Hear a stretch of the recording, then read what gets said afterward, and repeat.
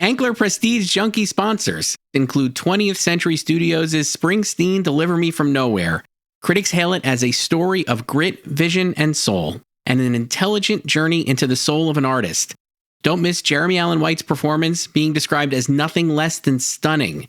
Springsteen, Deliver Me From Nowhere, for your consideration in all categories, including Best Director, Actor, and Supporting Actor.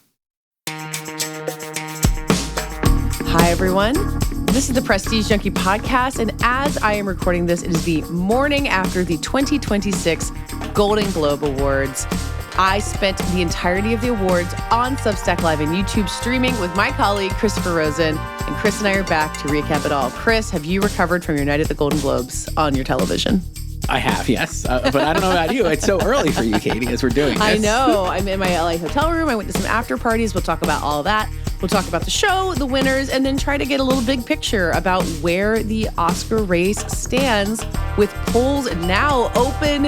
Oscar voters are lining up around the block to get to the polls in Beverly Hills. They're not. It's all online, but it's all happening right now. So we'll get into all of it. I'm Katey Rich, and this is the Prestige Junkie Podcast. Okay, Chris, how froggy do I sound? I swear I wasn't like out late screaming and doing tequila shots, but I worry I'm giving that vibe with this early morning podcast. No, I think you sound good. I think you sound good. You can tell. I mean, we're a little tired, right? I didn't go to bed until like after midnight. You must obviously as well, and now up so early. So I mean, I guess I said I wasn't screaming, but I was just like talking nonstop because we did our 3 hours of watching the Globes together live. It was incredibly fun, I thought. And then I did go to parties where I exited the Netflix party at Spago, and I was like, oh, I've been yelling because now my ears are like, I can feel my ears ringing once I've left the room. So, there'll be some lessons to learn. It's time to go home and do some silent meditation or something. Was the Netflix party just golden on loop? What was the music choices like? Let's start there. Actually, that's a really good question. I'm trying to even think of what music I managed to hear. Nothing was as notable as like, playing for Usher, for Stellan Skarsgård, or Celebrate Good Times from Casey and the Sunshine Band. There was nothing. I believe that after I left the Netflix party, because I had to get home and do a little bit of work stuff here, that it said that EJ performed Golden. I don't know if you see more videos from this. It was a little hard for me to tell if that was actually what was happening. I did see that the K-pop Demon Hunters team, I mean, there's a lot of people. There's 7 songwriters on Golden. I did not actually realize how many people that is.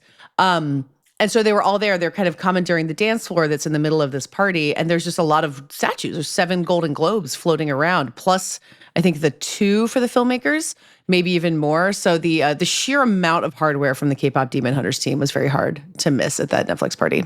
Crazy. And so you went to Netflix, and where else did you go then? And then Universal. So they had their party basically across the street, and obviously their big win was Hamnet. As I was walking into the hotel, Jessie Buckley was exiting, cradling her Golden Globe with her I think we talked about it during the live stream, her very cute husband, who seems to just be a normal person. God bless him. And I think Paul Mescal maybe had already left to go like catch a 5 a.m. flight to go back to London to go be Paul McCartney. So things were winding down there by the time I got there. But it was a fun night. It was fun to, really it was, watching people like hang out and like, watching George Clooney and Amal like they had like people to help them guide the path through a very crowded room. But seeing awards reps and other journalists being like, how'd you like the show? How'd Nikki Glaser do? How did it play in there? A lot of the same stuff that we already talked about. I kind of got a sense that people mostly agreed with what we thought, that Nikki Glaser did great. Mark Malkin as the sideline commentator was a little iffy. There were some good surprises. Did you read anything? I kept trying to check Twitter during our live stream and kind of failed. Did you get any sense of how the show went overall? I mean, I think exactly that. Like, we like Nikki Glaser. I thought she was very funny too. I think she's just she amuses me. I think her delivery is really funny. Yeah, and she's good. Mark Malkin, a total fail. The Poly Market stuff was really gross. I think like the apparatus of the Globes was obviously gross and not really well received. But I think that like as the Globes have become more in line with like the punditry or whatever we want to call it, the winners are really strong and maybe not as goofy as they used to be, but it's like, oh, Wagner Moura winning, and it's like awesome. You know what I mean? Like Rose Byrne winning. These are maybe people who would not have won at the Globes in its heyday. Sure. But having them win now is really cool. So I think the winners were really solid overall. Like there was not one thing I felt last night where you were like, why did that person win? This is so strange. No, Aaron Taylor Johnson for Nocturnal Animals. No. Plaguing us here. Yeah, I was looking at Richard Rushfield, our colleague, who jumped in on our live stream and of course has been reporting on some very like real logistical challenges and ethical challenges within the Golden Globes organization, and I think has rightly pointed out a lot of the ick factor around this event. But he also posted on Twitter this morning, and let's see if I can find it as I scroll through, but more or less that, this is an event. Oh, here we go. Everyone promoting this corrupt sham at this moment is taking a wrecking ball to Hollywood's future. I just really disagree.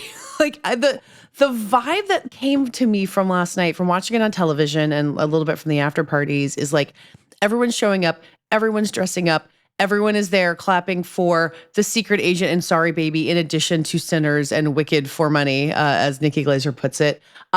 Just the spectacle of stars, of having Julia Roberts sitting front and center with Adam Sandler, having Julia Roberts shout out Sorry Baby from on stage, maybe we can talk about more. I just like just having that level of enthusiasm around it. And maybe it's partly that, my social media algorithms then start showing me Globe stuff. So I'm like, everyone's talking about the Golden Globes. Media is more siloed than that.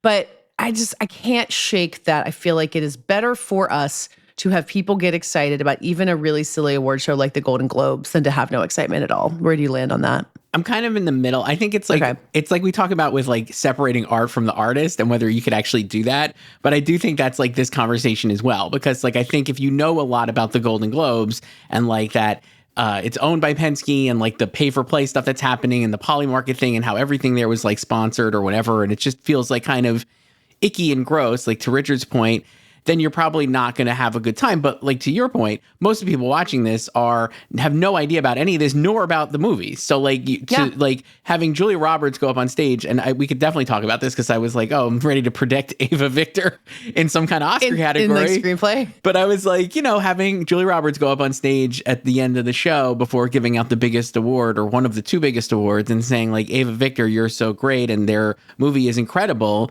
for a tiny movie that nobody has really seen, right? Beyond our circle.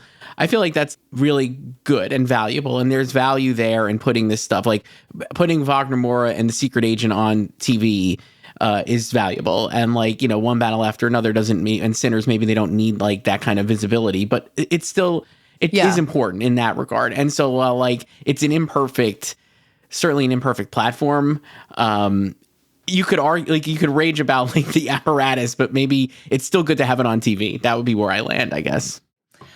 I remember during the live stream at some point late on, one of our listeners pointed out that there haven't really been any political speeches. Nikki Glaser made her joke about CBS News pretty early on and kind of hinted around the Epstein files, but I don't think a single winner said anything all that overtly political. Wanda Sykes had a Renee Good pin on, but anyway, so, compared to 2017, 2018, it was very quiet.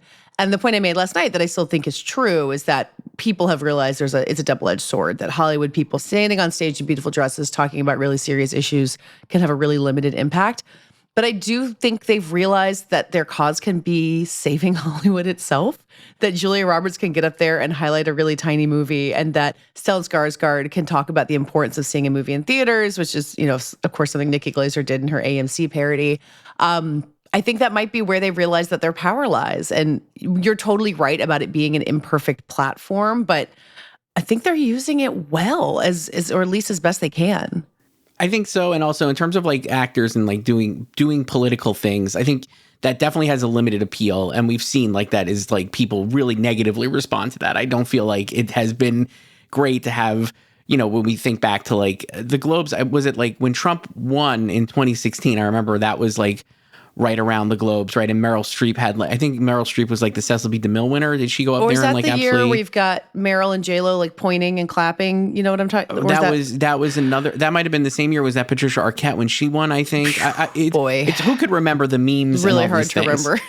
But I was like, like it's a different, like we are seeing that, and it's not exclusive to the Globes in terms of like the more quiet I think at the Emmys, Hannah Einbinder said like "fuck ICE," like that was like prominently Go Birds, political. Fuck ICE and Free Palestine, right? And so like that was like the most political thing we've had in like the last like 6 months of awards. And I don't expect, to your point, like I don't expect like the Oscars to be very different in that regard. And certainly like Conan O'Brien gave an interview recently where he was like, I think if you're a comic who like baldardizing his his thing. But he was like, if you're a comic who is like just totally fuck Trump all the time, I think that just loses something. You're losing the thread a little bit. And because it's almost self-evident, right, that these things are your thoughts. Like, I feel like it's like no one up there needed to say fuck ICE last night, because I feel like it was just evident that was the vibe, right? Because like, who you're.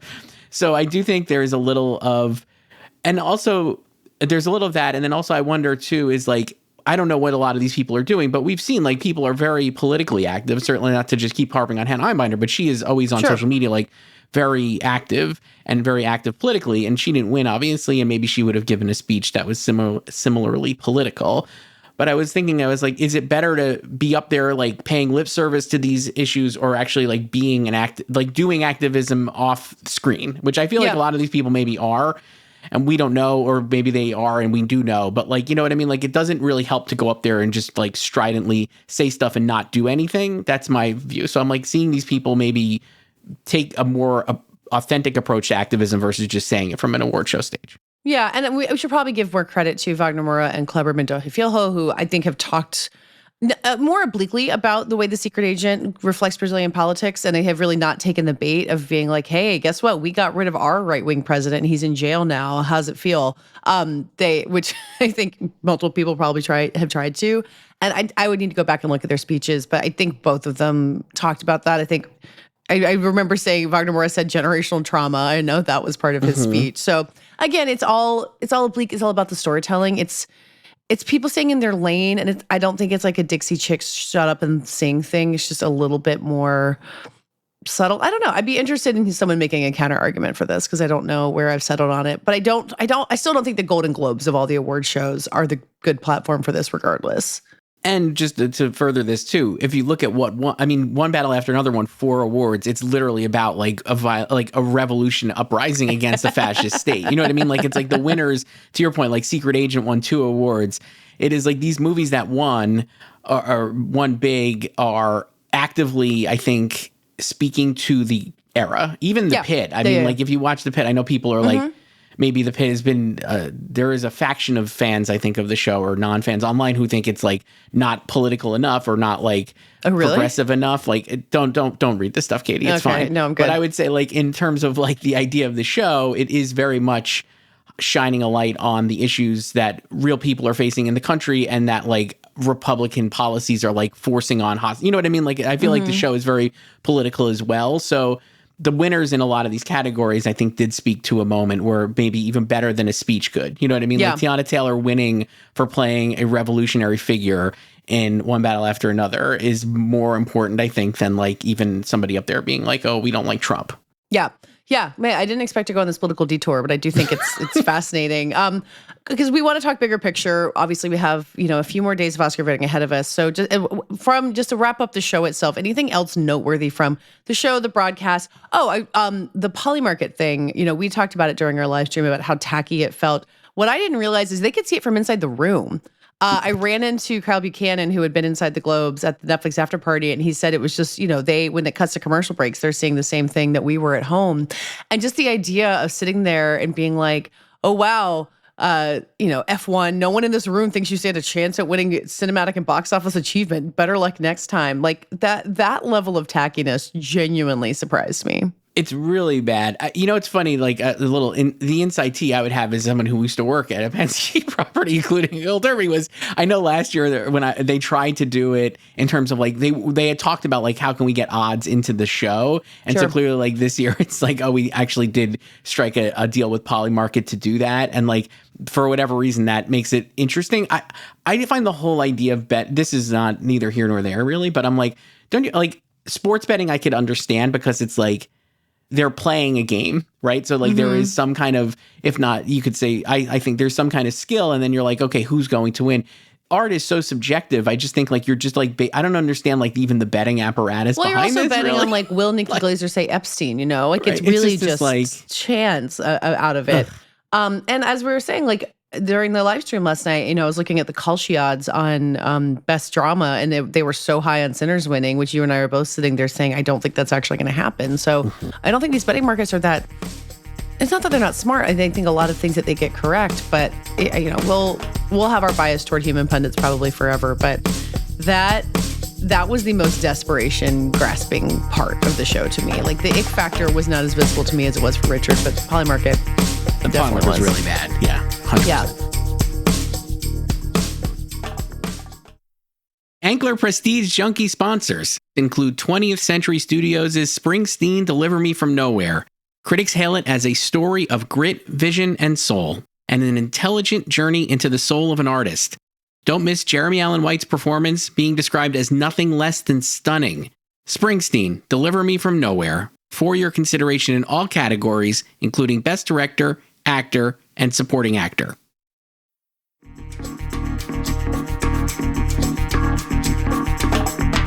Well, should we talk about the winners and what's happening next? Because there's a question that came up late in the live stream last night that I think I'll be thinking about all week, which is just who comes out of this with the biggest boost. And I think someone else asked a similar question of what is the Demi Moore moment of this? You know, the big speech that gets everybody talking that really continues to resonate after this. Similar question of what is the Fernando Torres moment of the person who is now really in the mix, who felt out. I think that's kind of obviously Wagner Moura. But if you had like a headline for what to take away from this as it pertains to the Oscar race, what would it be? I mean, I hazard to be like, well, it was Wagner Moura, but I do think of all the contenders who won, like we have talked about like the Fernando Torres path for The Secret Agent, which is maybe a little reductive, right? Because they're both from Brazil and they're both Brazilian films about like political violence in Brazil and all these Set things. in the same time period.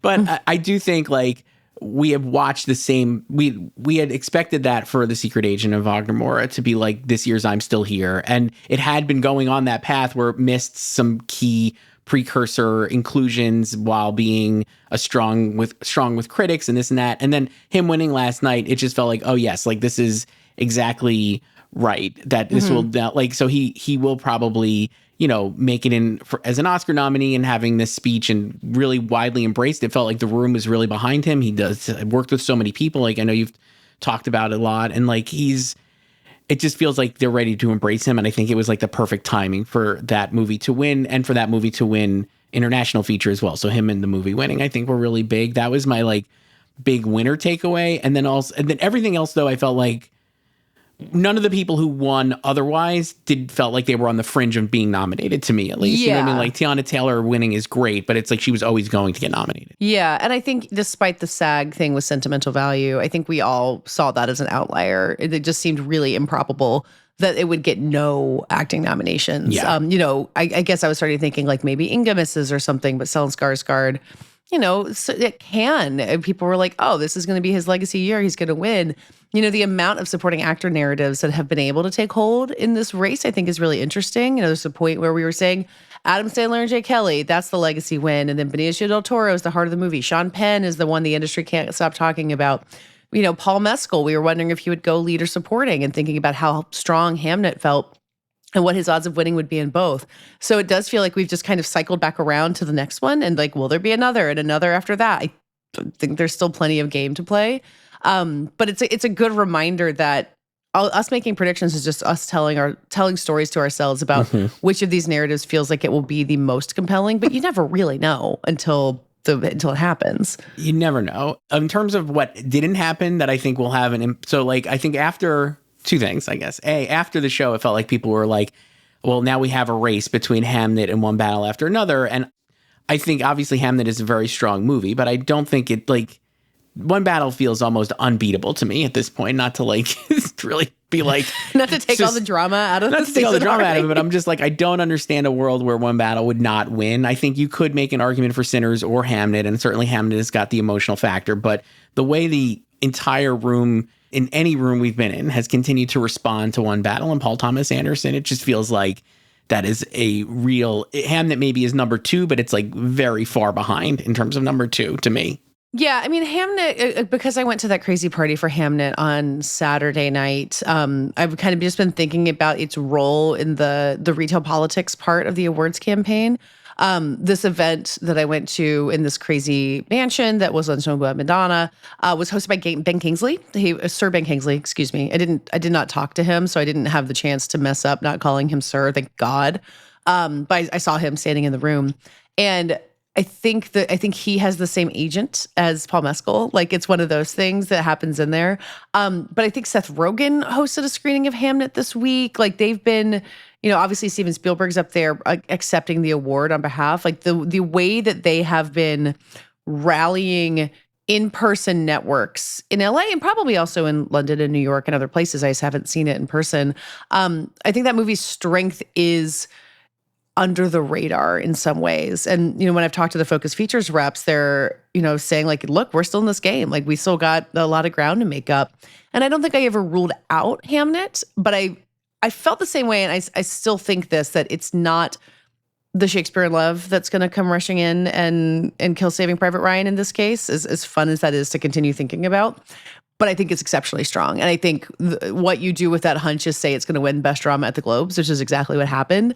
I don't know what to predict happens other than Jessie Buckley winning Best Actress, though. Like, not to get way too far ahead of us, but if people love Hamnet this much, if I agree that One Battle After Another in picture is pretty unbeatable, where else does that love for Hamnet go? I mean, I think it would the only other place I could see it going, then I think we agree Jessie Buckley would certainly win, and there's no reason why she wouldn't. I mean, really liked her speech. I think she's doing she's so great, good. Being kind of like a little higher energy version of Chloe Zhao's like woo-woo energy thing. Like, they're an interesting pair, I think. We've not seen this always, but like, even if you think back to like when Oppenheimer swept, and I think PTA is thought of more of as a writer than Christopher Nolan is and was, and gets credit for that more. But I do think, like, Oppenheimer didn't win screenplay, and I think you could see a world where, like, does Chloe Zhao win Best Adapted Screenplay with Maggie O'Farrell for Hamnet and not PTA? Or does, like, we've seen, like, it's strange because, like, last year we saw, like, they just were like, hey, here's 4 Oscars for Sean Baker. So when they like something, maybe they just kind of don't care. But I do think you're right. I think there is a really strong embrace of Hamnet in the industry. Obviously, it's so emotional and people are really responding to that. And like we saw last night, when you have Steven Spielberg in front of your movie, there's nobody more popular in Hollywood probably than Steven Spielberg. I think you saw that at the Governor's Awards, right? Wasn't he like a huge... Yeah, he was like, everyone wanted to talk to Steven Spielberg. And I think Janice, our boss, pointed out, like, he's everywhere. Why would they be? I was like, because he's he made Jaws, Yeah. So I'm like, having him out there in front of the movie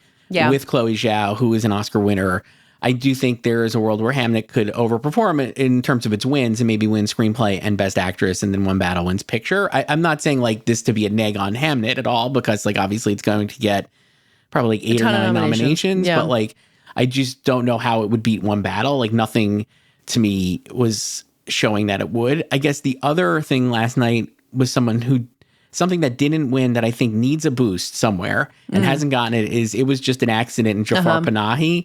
Yeah. I'm like, I was looking at the Best Picture field and like the 10 that you should have for Best Picture or whatever. And I'm just like, Secret Agent, I think will get in, but that 10th spot now I feel like it was just an accident, or maybe not, because it hasn't really, it's been losing I gotta a lot pull up of the awards. pundits page. I gotta figure out what your 10 is. Well, it's been losing a lot of like, it's a year where we've talked about where it's like international cinema has been maybe better than ever. And there's so many big contenders for international feature, and all these movies are like trying to break through, and they're all from Neon. And I think even Wagner Morris said this the other night at New York Film Critics Circle, or maybe it was Kleber Mendel-Field, but he was like, how they didn't believe, I think it was Wagner who was like, oh, I didn't believe that Neon would be able to balance all these movies, but they've done such a great job. Do you remember that? It was like one of the speeches. And I was like, they really have done a great job. And these movies are like a fantastic job, really making money, and they're limited releases, and like people are excited about them, and they're excited about international cinema. But that to me means like it's very diffuse in there, and like Sentimental Value, I think we think will get in for picture, and Secret Agent now probably too. But I'm wondering if like it was just an accident is strong enough to still make it in. That said, I don't know what would replace it. Well, okay, so you're talking about that 10th slot. I'm pulling up our pundits page, and I'm just going to go, we have our wonderful leaderboard, anklerpundits.com. You can see the percentage of pundits who have predicted certain films on their lists. And there are 4 films that have 100% of people predicting them, which is Hamnet, Sinners, Sentimental Value, and One Battle After Another. So there's 4. Marty Supreme right after that, 5. It was just an accident, isn't it? 6th place in this aggregate list that we've put together there. And then after that, you get Frankenstein, Train Dreams, and The Secret Agent. So that gets you 9. I think that's a pretty solid 9, which makes you room for The Secret Agent, and it was just an accident. Because after that, you get into like Wicked for Good, Avatar, Begonia, Jay Kelly. Like the shelf after 9 is pretty steep. And I don't really understand how It Was Just an Accident would like get pushed out by F1 and Begonia. Like it would just be a weird combo for that to happen. I mean, Begonia, I think will get in. Like I feel like I'm pretty set on that one, but I'm That's like, wild. That's still 10. Did not see that coming. But that's still 10 with It Was Just an Accident. I guess like you're saying, like Wicked. Oh, I guess that's what happened like, at PGA, right? Because F1 and Begonia. So that's the PGA lineup repeating. Wicked, and I'm sorry, F1 and Weapons weren't at PGA, right? So like I'm like, I don't think Weapons is going to get in, but no, but it's if that 9 to 10 shelf is as steep as we think, like weird things could happen. And then in terms of like, so it was just an accident, let's say still gets in, which I mean, it seems, and one can, so like that usually will help. Like the can winner often gets in now with 10 nominees. But then like Jafar Panahi, is he going to make it in? And what will happen in director, which now I'm like, director is, I don't know, big question mark. Because did we talk about DGA? I can't even remember. I don't think it all happened last week. And I don't think we got into it that much. Because it was Chloe Zhao, Ryan Coogler, Paul Thomas Anderson, Josh Safdie, and Guillermo del Toro. Is that 5? To me, it is lunacy to put Guillermo del Toro in there and not Jafar Panahi, but I'm not the one who's in charge of this. But I also feel like that's the taste of the international directors branch much more than having Guillermo del Toro in there. I feel like you're right. The one thing giving me pause, so like BAFTA long lists was like they have 10 directors or up to 11, I think, but it's 10, and then they have 5 men and 5 women. And so Guillermo del Toro missed, but so did Jafar Panahi for the 5 men. But Joachim Trier made it in for Sentimental Value. Yeah. And I'm like, I've been like not as high on him getting in just because it's like we've seen that kind of like talky family drama director miss in turn, like Noah Baumbach or Alexander Payne or whatever. And I'm like, maybe he will miss as well, and Jafar Panahi gets in. I agree with you. I think Del Toro feels to me maybe a little like Joseph Kosinski or Greta Gerwig even, right? Where it's like they're going to get in at the DGA, which is like a bigger group and a more populist film, and then maybe miss at the Oscars. But then I'm like, who would replace Guillermo? Is it Jafar Panahi or Joachim Trier or something like that? Or is it even like Kleber Mendo-Fio? Because like, wouldn't that be a shock? But like, I could see it. That would be cool happening. And I think the other 4 are pretty set. That's the other thing. I do feel like Josh Safdie is now in, and Chloe Zhao is certainly in, and like Ryan and Paul. Also. Yeah. Well, speaking of Marty Supreme and things being in, I do think it's just officially Timmy's year. And I think I was one of the last holdouts saying that wouldn't be possible. Not that I have anything against Timmy, although I do think he listened to me specifically saying he should go do more of these silly events because he has been all over the place. I have not run into him. He wasn't like showing up at the neon party or anything, but he's done the thing. He's dressed right. He took the ribbing from Nikki Glaser. Kylie Jenner's been dressing for the moment. They're done with the orange stunt stuff, which is honestly a remarkably quick pivot. Like it was a month ago he was standing on the Sphere, and now he's like wearing black to the Golden Globes. But it makes so much more sense for Timothée Chalamet to finally win an Oscar at 30, finally. Than for DiCaprio to get a second, despite how great he is one battle after another. Like, I do think this is the right way for this to go. I think so too. And I also like, Leo, I think has been a real great cheerleader for the movie and like has been like out there and like is certainly, like we said, is obviously going to get nominated. But I do think that, he's not really winning anywhere. I don't even know where he would win. I don't think he would win at SAG. And like, it's like, he for him to go BAFTA? in and win? Maybe BAFTA. I don't know. I guess it'll end up being like, I think we'll go into the Oscar nights, assuming everybody gets nominated like we expect. Sure. With like Timmy in the front. And then like, do you make a case for like Wagner Moura or Ethan Hawke even as like an upset? But I feel like Ethan Hawke, there were a lot of pundits who were like saying, oh, he's going to win.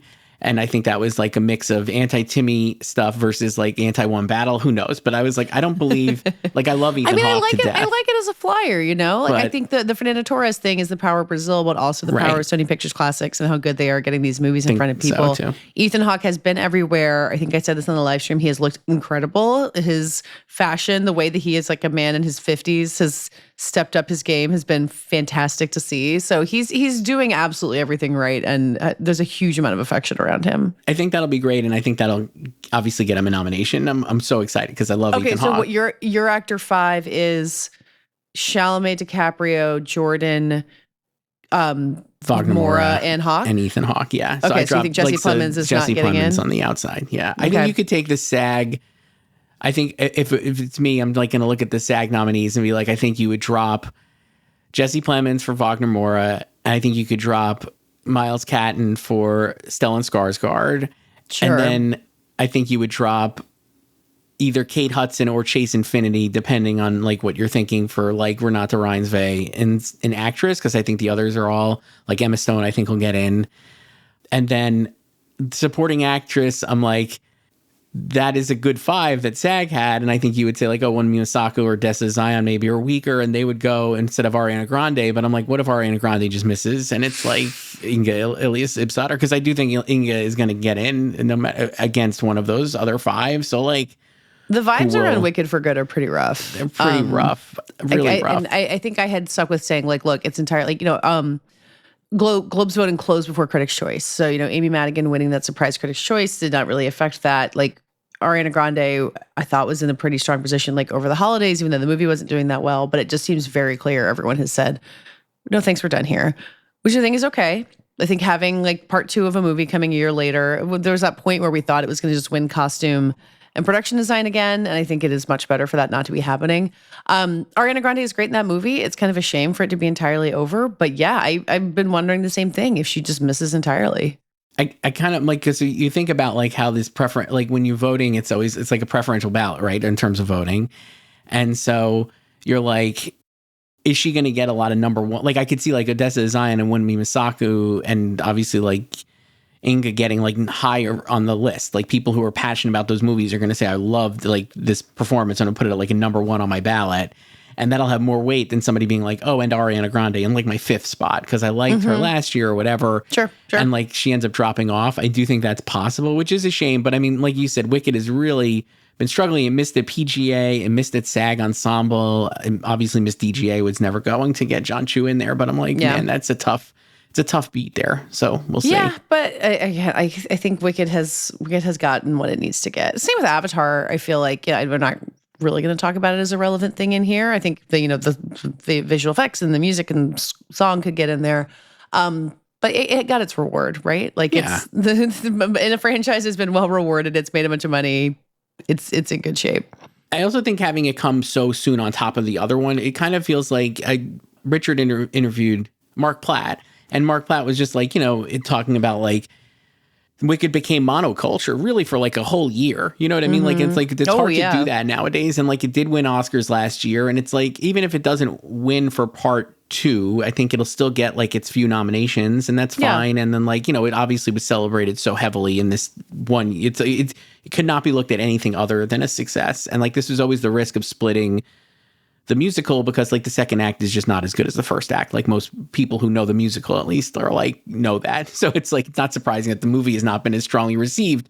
But when you see it on Broadway, you're like, this is a great show, because you don't like, you have a 15-minute intermission and then you watch the rest of it, and then you kind of hit the emotional notes and you go home. But it does just remain crazy that, Wicked had 2 original songs that came out in the year that was so wildly competitive for song, and last year could have walked away with something if they'd wanted to. But it's like I was saying about The Wild Robot not coming out last year and getting beaten by Flow as opposed to this year in animated. It's just K-pop Demon Hunters gets to go running wild with its 2 Oscars.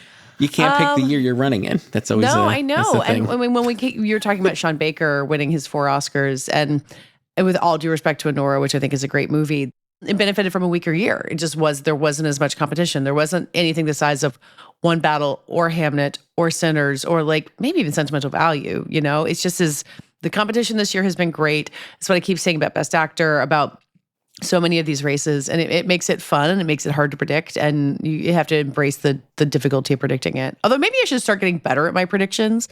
Like at the Netflix party, I saw David Canfield, who had been at the Netflix viewing party and kept predicting correctly all the categories and like blowing the minds of the Netflix reps. And I was like, oh, my predictions were terrible. So I don't know, maybe I should start trying harder. I will say this. We mentioned Ava Victor. I know we probably want to wrap up, but we mentioned Ava Victor earlier. And where do you think Sorry Baby is fitting at the Oscars now? Well, I was just like, having Julia Roberts basically doing a standing, like goading people to give her a standing ovation, which I love. And Julia Roberts is so great. Obviously still a massive star, but really like having like her. I see you stick man, like the still her great superpower. Oh my God, she's so great. And like having her up there, I do not think it's insignificant to have her up there shouting out Ava Victor for a movie, like we said, that like is very small for viewers, but for Oscar voters too, like right before Oscar voting, to have like Sorry Baby get that kind of boost in such a public platform from such a recognizable figure in the industry. To me, that is like, oh, I think anybody who is not heard of it, who is like friendly with Julia Roberts or like cares about like this, would probably watch it, I think. And it's obviously such a short movie to watch, and you're Oscar voting right now. And maybe you're like, I want to put Ava Victor in for something, so I'll put them in for screenplay. I do think, and original screenplay is the place for it, right? Yeah, and there is an open spot there, really, if you think about it, because he's got like Sinners and Sentimental Value, Marty Supreme. Like I don't know. I think you could really fit it in there. And I'm looking at original screenplay right now because I constantly forget what's original and what's adapted. Oh yeah, so it's basically Sorry Baby or Weapons. You can choose between that. So as I'm looking at like Eric Anderson on this page has Sinners, Sentimental Value, It Was Just an Accident, Marty Supreme, and Sorry Baby. That's a pretty respectable. Original screenplay lineup. That's really what you could have, because that last spot, like you said, is like Weapons, or is it like Secret Agent or whatever? I think Secret Agent is probably stronger in there, but you I could think Sorry Baby can get in. Yeah, I mean, the Sinners and Sentimental Value are the ones, and Marty are probably the ones you can't imagine that category right without. But after that, it gets a little flexible. And it'll be a good time for the Sorry Baby will have a nice time, because I think it'll win like at the Spirit Awards, where it's nominated in a couple of places, and I'm like, I do think it's going to have like a good resurgence, and that is a movie that I think people really liked. So seeing that like kind of get elevated there was really cool, and that was my last like big like takeaway, I guess. Yeah. I think the song choices were insane, especially not using any of the Heated Rivalry songs for the Heated Rivalry guys after you already saddled them with the UFC promo. Oh my God. Speaking of tackiness, song choices were insane. Production was insane, but the stars, they showed out. Everyone did a great job. Everyone did a great speech. I appreciate nobody acting like they're above all of this once they get up there, even if they may feel that in their heart of hearts. This week of award stuff is so psychotic. It's so many people like showing up in a room and being like, what am I here for? Who's here? Who am I supposed to talk to? Like, you watch these same people kind of in these loud rooms in conversation with God knows who, getting congratulated by total strangers. Like, it just takes this toll on them. And at the end of this road is the Golden Globes, which is a flawed award show for all these reasons that we said.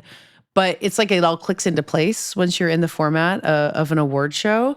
Even at like I don't think I've got to talk enough about the AARP Movies for Grown-Ups Awards, which I went to on Saturday, which was such a blast. And those people know they're going to win. You know, they have presenters show up, like Noah Wyle presenting to George Clooney and vice versa. But it was still just like, oh, this is what this is for. Like, not the trophy, but just like the standing, the speaking on behalf of your film, the like a little bit of recognition from your peers. So I appreciate the power, the clarifying power of an actual award show, despite all the nonsense that exists around it. I think that's fair. I like that. It's a good way. No, I do think that's true, and it's nice. It's like this is why we do it, Katey. This is it. Well, okay, so we're gonna go back. After I fly home, we're gonna figure out what the rest of the show's gonna look like for the rest of the season, because boy, is there a lot ahead. And we're going to go on the after party and go live on Friday, I think, and just talk about the week that we've had and final voting, and maybe make some predictions and stuff like that. So if you're listening to this and want to join us for that, throw in your questions. Go to prestigejunkie.afterparty.substack.com and subscribe. And obviously this show will continue onward. We'll have some interviews. When are Oscar nominations? Next Tuesday? When Thursday. Next Thursday. Next Thursday. Wow. Should probably figure that out. And Sundance will be happening by then. It is January 12th, and I'm kind of being like, oh, the new year has begun. The last week has been such a craziness. So you excited? You ready? I'm psyched. Let's go. I can't wait to see the Oscar nominations. Then we'll have like a little bit of a lull, I guess, right, as we get into phase 2. Not really, but yeah. I guess so. I don't know. The nominees luncheon looms ahead of us. I know. So, so much to do between now and March 16th, whatever day the Oscars are. So thank you, everybody, for listening, and we'll be back talking to you soon. That does it for today's episode. As I just said, find us at Prestige Junkie After Party for even more awards conversation, including this Friday. And this podcast will be back to you next week. This show is edited by Brett Fuchs and produced by Brett Fuchs and me. Our theme music is by Dave Gonzalez. Thank you again eternally to my co-host, Christopher Rosen. Subscribe to the Prestige Junkie newsletter at theangler.com and to this podcast on Apple, Spotify, YouTube, or anywhere else you get your podcast. We will see you next week.